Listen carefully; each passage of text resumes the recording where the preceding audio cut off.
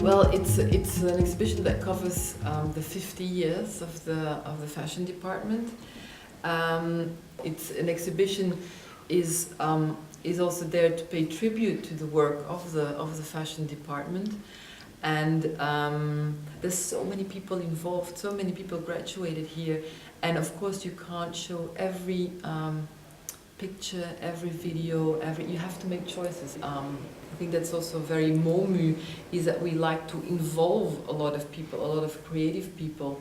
One, because we need their archives, we need their garments, their pictures, their stories, but also to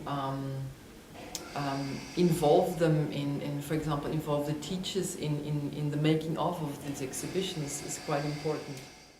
First part is what we call the wave. It's a sort of timeline, but a sort of 3D timeline in which we try to explain the history of the 50 years of the fashion department with images, with videos, with some text. It's just the history, but also the impact the graduates had on the fashion world. Of course, each season you can do something completely different, and maybe yes, in that way you will get noticed in the fashion world.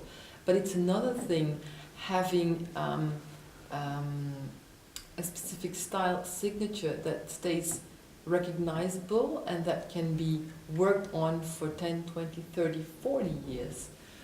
If you look at collections of Anne Meulemeister, Dries van Noten, Heide Ackermann, they have a signature style, but in order to have that, you need to go very deep within yourself and within your creativity. It's not a superficial level of creativity that can change every 6 months or every year. It's sort of, and that's what I think is very difficult to explain, but that's what I mean with this extreme focus on creativity, is to go deeper and deeper and to confront yourself and to push yourself. Students are really pushed to the extreme. Designers can have a voice on an international level. Sort of this confidence was not there before the Six, because before the Six in the 70s, Paris was the center. Of course, Paris is still the fashion center, but I think that end of the 70s, a lot changed in the fashion world. There was like a whole new generation of designers like Mugler, Montana, Gaultier. Then you had the Japanese designers, also a very, very important moment to break through on the Paris fashion scene. These were non-West European designers breaking through, and also these young students at that time studying here noticed that and thought, okay, then maybe we can also go to Paris and make it ourselves. We want to show new work of the designers, work they've done under their own name, you know, with their label, but also work when they were studying here, from their graduate collections, for example.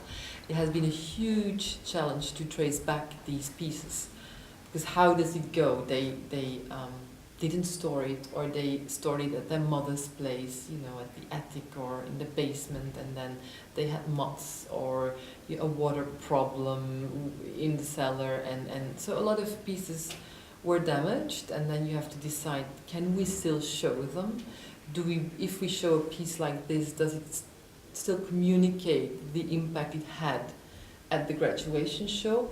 So sometimes we decided, no, it's better to show an image or a video, and of course we found amazing stuff. We found amazing imagery, but also amazing garments. Because we've noticed that the story of the Six has become so big, it almost becomes sort of a myth. So we want to tell the actual story, and how was it? How was their group dynamics? How was their friendship? How did they work? what were their inspiration sources. They did some travels together, they went to concerts together, they partied together, like, normal students.